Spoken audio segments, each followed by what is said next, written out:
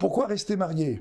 Hein, ça fait longtemps qu'on se dispute, on n'arrête pas de se disputer. Pourquoi rester marié? Il y a bien une mitzvah de divorcer, il y a bien un commandement dans la Torah qui dit que si un homme et une femme veulent se séparer, le mari donne un acte de divorce à sa femme et puis c'est terminé.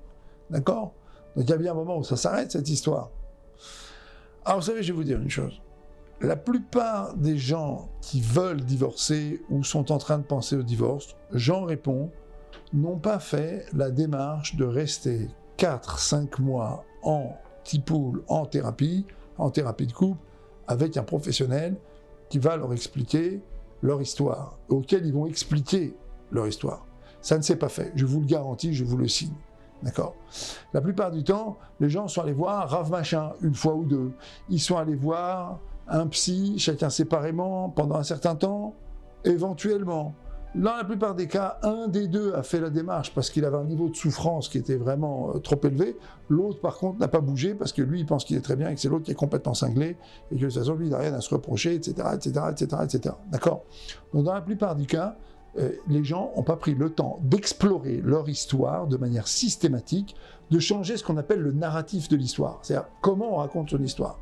Au lieu de la raconter en posture de victime et donc aussi parfois en posture de bourreau, sans même s'en rendre compte, prendre l'habitude d'essayer de comprendre finalement pourquoi l'autre se comporte comme ça, pourquoi est-ce que je me comporte comme ça, quelle est notre interaction négative, pourquoi est-ce que tous les jours on interagit de manière tellement négative, comment est-ce qu'on en arrive à des situations de blocage, pourquoi est-ce qu'on en arrive à des situations finalement où on a créé des infirmités dans notre couple, il y a des choses dont on ne peut plus parler, finalement nous séparent complètement, nous déchirent, on n'a qu'une seule envie, c'est de se séparer.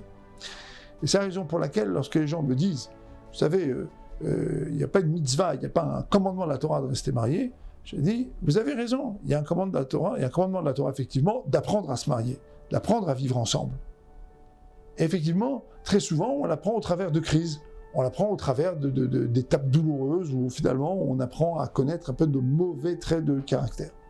Alors aujourd'hui, Baruch Hashem, on a la possibilité avec une bonne thérapie de couple, une bonne réflexion sur son couple, où finalement le patient, c'est le rapport.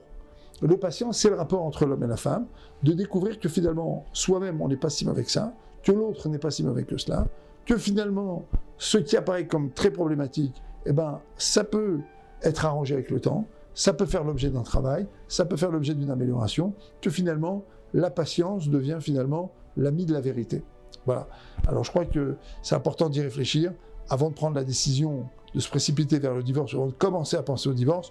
Commençons à penser à un accompagnement, on va le dire comme ça, sur 4-5 mois, une fois par semaine, prendre le temps d'aller consulter, de réfléchir réellement sur qu'est-ce qu'on est, ce qu'on est, pourquoi on est comme ça, pourquoi notre couple dysfonctionne de cette manière-là. À bientôt.